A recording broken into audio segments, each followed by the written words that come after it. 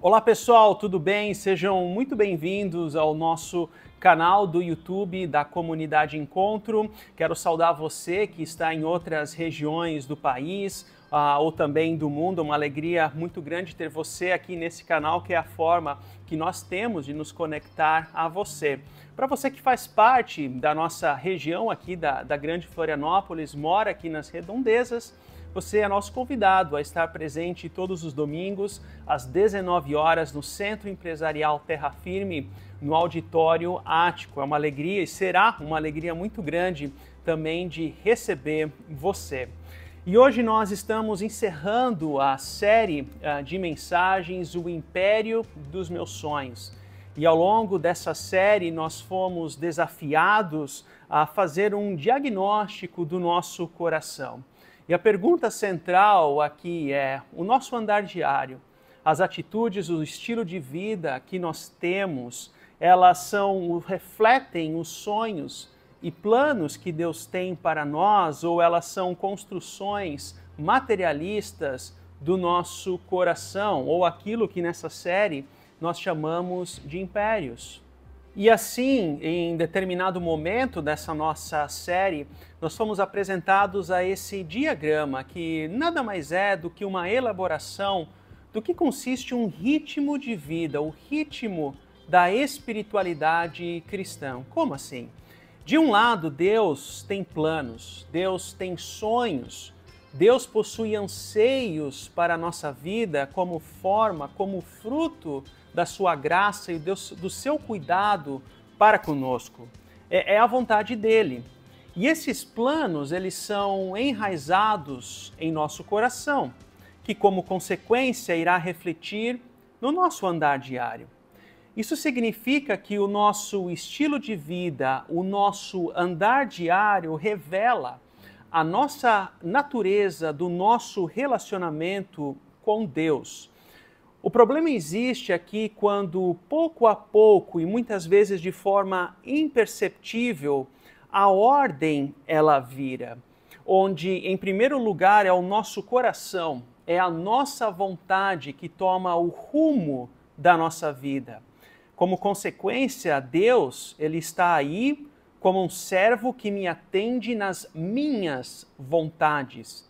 E o meu andar diário, ele revela muito mais aquilo que nós chamamos nessa série de reflexões os nossos impérios, o meu egoísmo, o meu individualismo, as minhas inquietações, as minhas ansiedades constantes. Ou seja, nós queremos ser o herói do enredo e Deus é muito mais um mero coadjuvante na nossa história.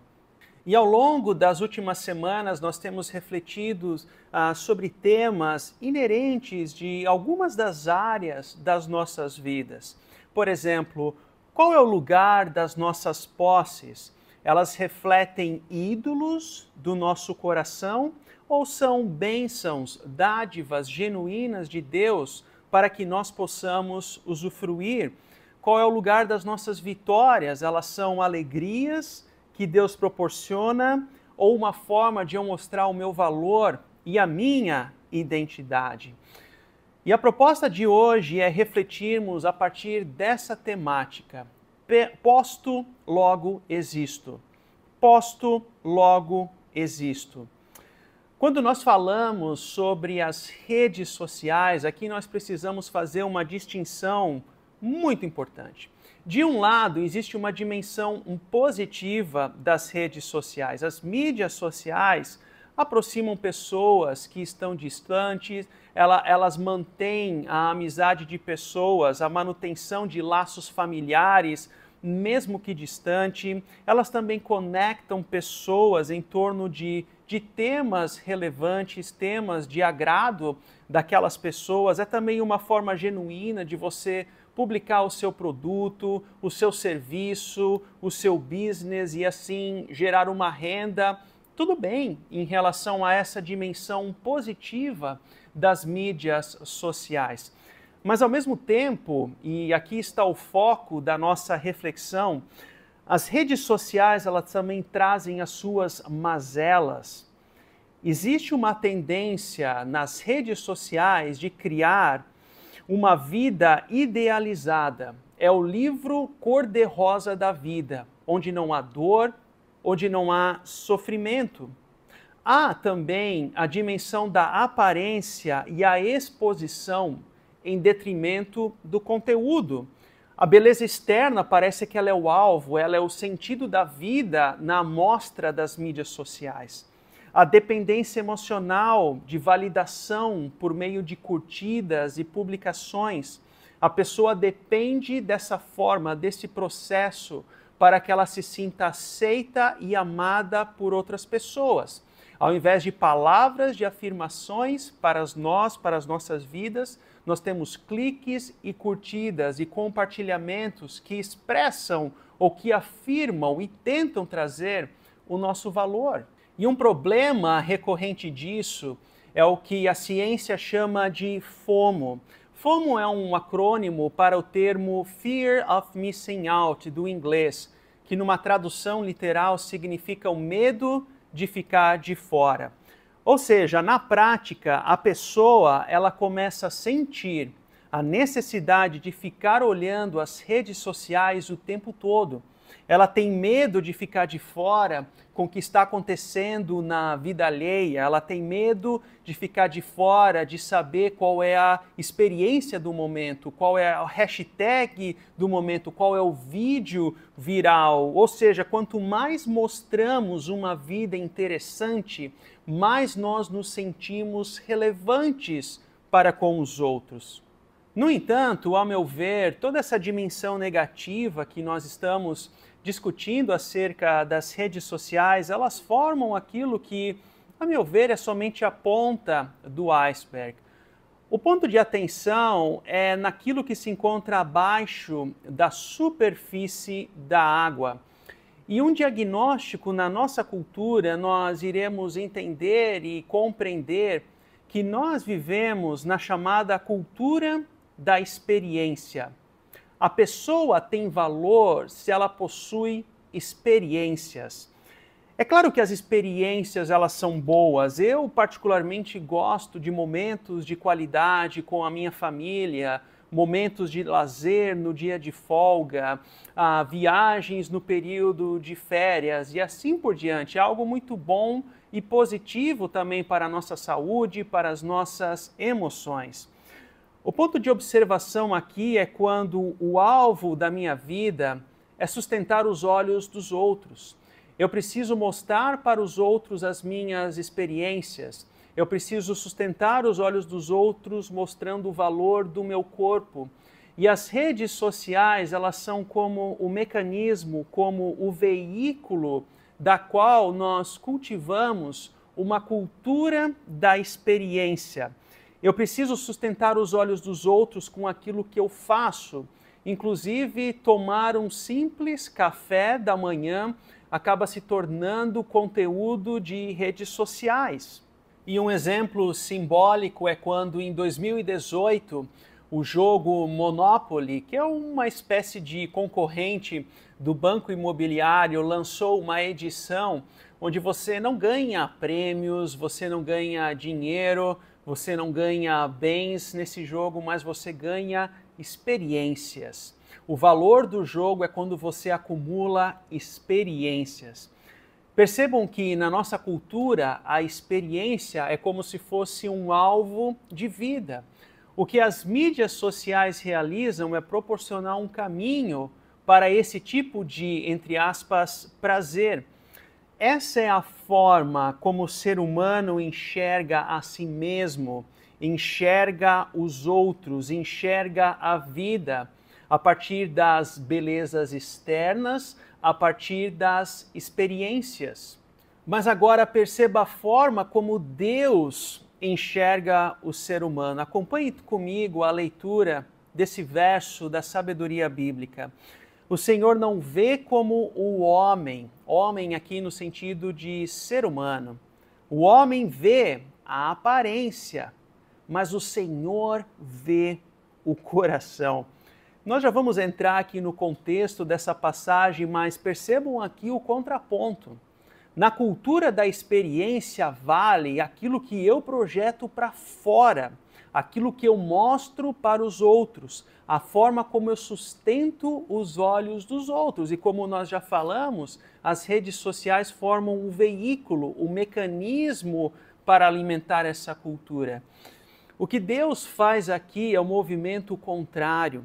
Ele vem de fora para dentro, para perceber o que se passa no íntimo do nosso ser, o diagnóstico do nosso coração, revelando o nosso pecado, nos mostrando o seu amor.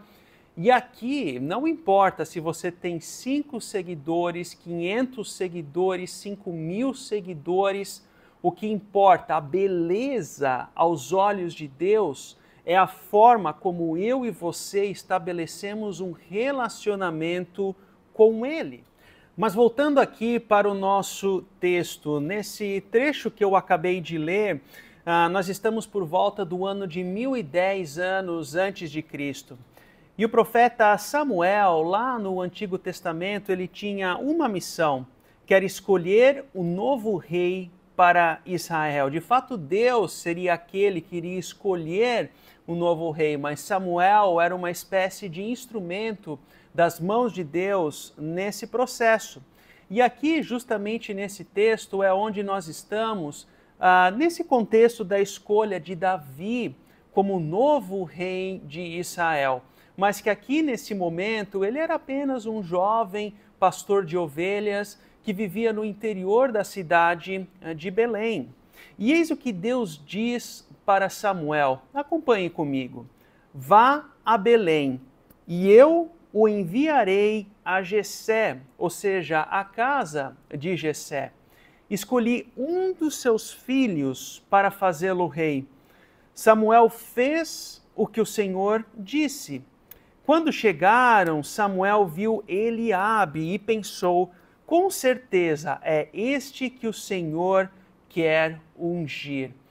Eliabe era o filho mais velho de Jessé, ele tinha outros 7 irmãos e possivelmente Eliabe era alguém com boa estatura, com boa altura, um rapaz bonito, alguém que tinha as mídias sociais na época de Israel bombando.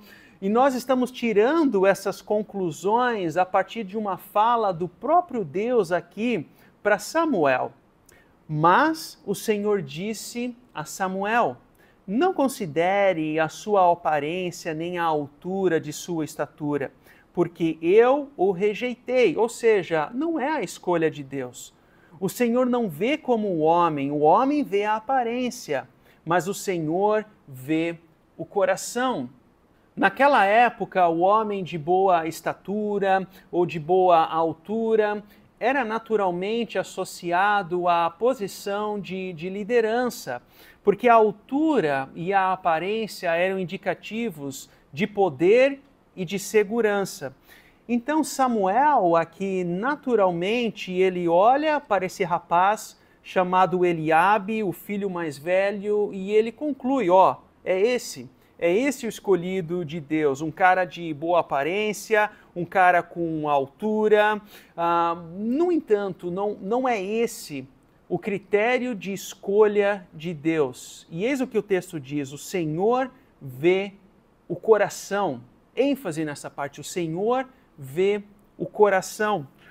Coração, na nossa cultura, ela é muito mais condicionada ao centro das emoções. Então, quando, por exemplo, uma pessoa diz, estou com dor no coração, ela está se referindo a uma dor emocional, uma dor afetiva e assim por diante. Mas aqui no pensamento hebreu, o coração é o centro das decisões. O coração é o centro da existência do ser humano, é o princípio da racionalidade. O cultivo de uma vida com Deus, a gestão das nossas vidas, o planejamento familiar, a nossa vocação, a forma como nós realizamos a administração da nossa vida, é o exercício da racionalidade, que tem como centro o órgão coração. Samuel aqui tem uma opinião baseada numa condição cultural da época. Ora, se tem boa estatura, logo, ele é um líder. Mas perceba, não é assim que, de certa forma, nós também fazemos hoje em dia com as redes sociais? Nas redes sociais, muitas vezes nós somos atraídos por pessoas que exibem uma vida perfeita, a experiência perfeita, o post perfeito. Nós avaliamos as pessoas pela fachada da vida, nós olhamos para a superfície. O ponto é que a beleza externa, ela é importante, mas ela é temporária. E na ótica de Deus, o que faz um rei ser grande, ser agradável aos seus olhos, não é a altura dele, mas o seu coração. Um coração que iria suportar as pressões de fazer a gestão de uma nação como Israel. Um coração que faria julgamentos justos pelo povo. Um coração que faria uma boa gestão dos recursos aos olhos de Deus e assim por diante. Mas o princípio que nos importa hoje é, no relacionamento com Ele, no relacionamento com Deus, não se distraia com as belezas exteriores. Veja bem, Deus não está aqui dizendo que a beleza exterior não é importante. Inclusive, esse texto de 1 Samuel, ele vai dizer que Davi era um rapaz também bonito. Não é esse o ponto. Mas a preocupação, se essa preocupação com o exterior nos afasta de um relacionamento com Deus, cuidado, não se distraia. Se a ênfase na beleza exterior, na exposição do meu corpo, me afasta da vida em comunidade, cuidado, não se distraia. Se a preocupação com o exterior te torna impulsivo com as mídias, com as redes sociais, cuidado, não se distraia, porque nós vivemos numa cultura que apela para essa beleza exterior nas redes sociais. É o posto, logo existo. Eu tenho acompanhado um pouco da repercussão dessa série Adolescência na Netflix que foi lançado esse mês. Ela rapidamente se tornou a mais assistida dessa plataforma. E a trama acompanha um garoto de 13 anos que ele foi acusado de um crime chocante. E essa série tem gerado algumas reflexões acerca da parentalidade, qual é o papel dos pais no cuidado dos filhos, os desafios de ser pai e mãe de adolescentes nessa fase rumo à maturidade da vida e assim por diante. Agora, diante disso tudo, toda essa discussão em torno dessa série me fez lembrar de um outro problema que me veio à mente, que é aquilo que a psicologia chama de adultescência. Adultescência é quando adultos prolongam a sua adolescência porque eles não querem criar responsabilidades dos desafios da vida adulta. Olhando para o Brasil, por exemplo, o maior consumidor de videogame é a faixa etária dos 30 a 39 anos. É claro que muitos vão dizer que hoje videogame é inclusive um esporte e assim por diante. Mas, ao mesmo tempo, essa informação, ela me traz uma reflexão importante, ela nos apresenta esse nível de reflexão sobre a demora do processo de maturidade nas nossas vidas ou na vida de uma geração como um todo. É a adultescência. Porque quando Deus diz aqui que Ele enxerga o coração, Ele não enxerga a aparência, em outras palavras, o que Deus está dizendo é que Ele está enxergando a nossa maturidade, o exercício do nosso relacionamento com Ele. Deus não quer uma adultescência espiritual. Deus não quer uma adultescência na forma como nós agimos com os nossos relacionamentos, com o nosso vínculo familiar. Deus não quer uma adultescência na forma como nós agimos e nos mostramos nas redes sociais.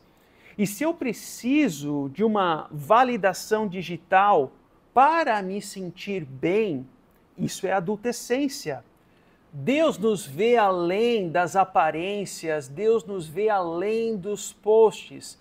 Deus é aquele que vem até nós no íntimo do nosso ser para trazer a sua graça, o seu amor e o seu cuidado. É nesse princípio, é nesse fundamento que nós encontramos a nossa aceitação e a nossa identidade.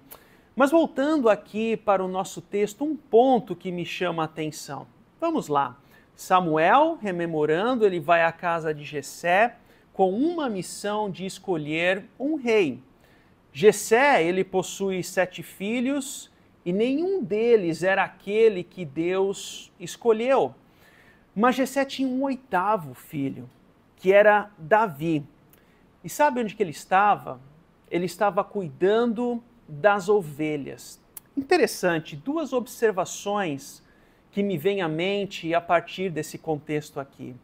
No mundo hebraico, o número 7 tinha um significado de plenitude, de perfeição, ou seja, o fato de Davi ser o 8º filho é porque ele estava excluído desse princípio de perfeição, de plenitude, de gozo, de alegria naquela família. Um segundo ponto. Lembrem que Davi ele estava no campo cuidando das suas ovelhas quando ele foi escolhido, ou seja, ele nem mesmo em casa estava quando uma visita tão importante como a do profeta Samuel estava acontecendo.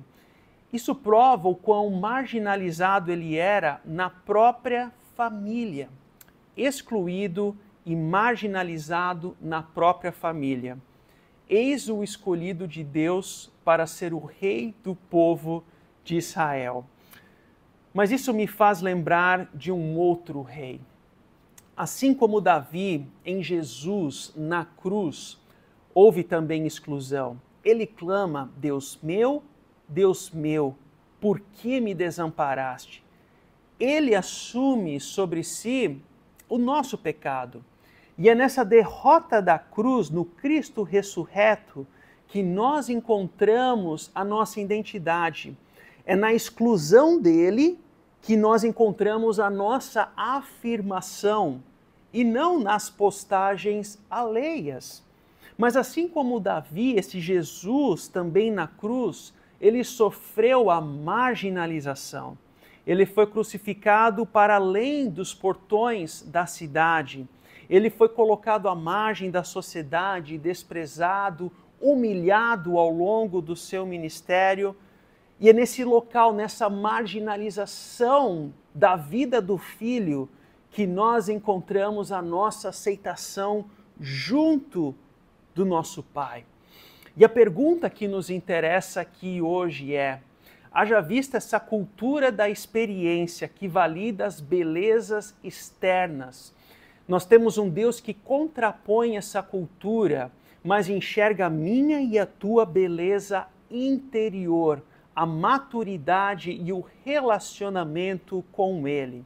Assim sendo, na sua vida, você está esse ano mais bonito aos olhos de Deus do que no ano passado, do que há 3 anos atrás? Ou seja, você está menos inclinado ao egoísmo, à vaidade, menos ansioso, mais assertivo nas decisões profissionais, mais sábio, mais feliz, menos preocupado. Perceba que é essa beleza interior, não a beleza exterior das postagens alheias. É nessa beleza interior que revela o curso da nossa vida. Se as nossas vidas refletem sonhos de Deus ou impérios do nosso coração. Mas o que levar para casa a partir dessa reflexão de hoje? Em primeiro lugar, o seu feed das redes sociais reflete os valores do reino ou apenas seus próprios desejos? A cultura da experiência. No universo das mídias, saturado por filtros e comparações, eu estou buscando a aprovação das pessoas ou expressando um relacionamento genuíno do meu coração diante de Deus? A pergunta ela fala por si. E por fim, como eu posso usar o que eu vejo e compartilho para crescer na espiritualidade e para abençoar a outros? Lembre que a verdadeira identidade, ela é encontrada na forma como nós nos relacionamos com Deus. E Deus nos vê além da nossa imagem, Deus enxerga o nosso coração. E o meu desejo, o meu anseio, o meu sonho é que você possa, a cada novo dia, ser mais bonito, bonita, belo e bela aos olhos de Deus. E que Deus nos abençoe.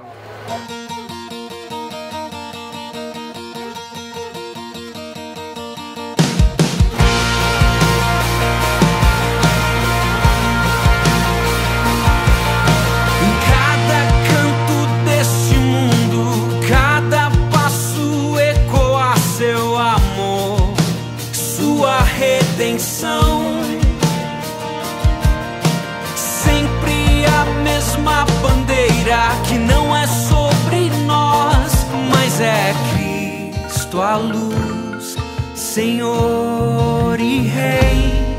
O grande eu sou, com sua voz, nos chama a existir, com Ele caminhar, servir e amar a igreja, seu santo nome, e até o fim sempre glorificar.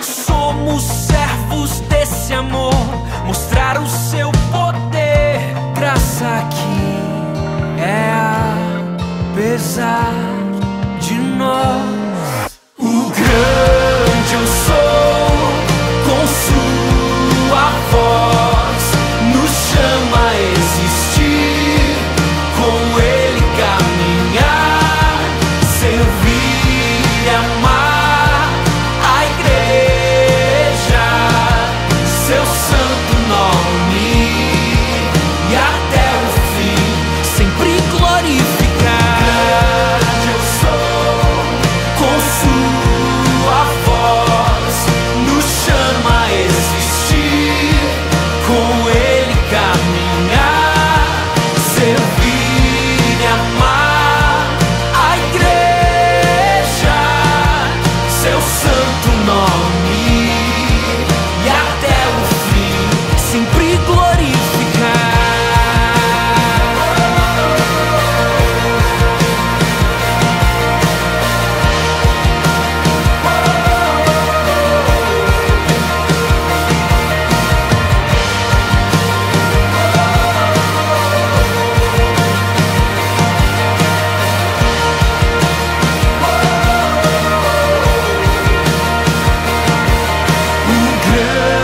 Eu sou, com sua voz, nos chama a existir, com Ele caminhar, servir e amar a igreja, seu santo nome, e até o fim.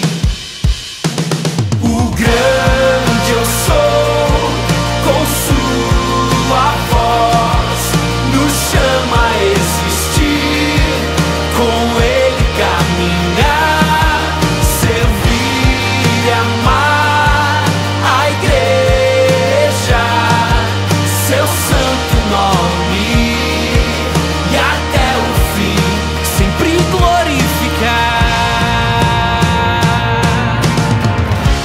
Em todo lugar, em cada expressão,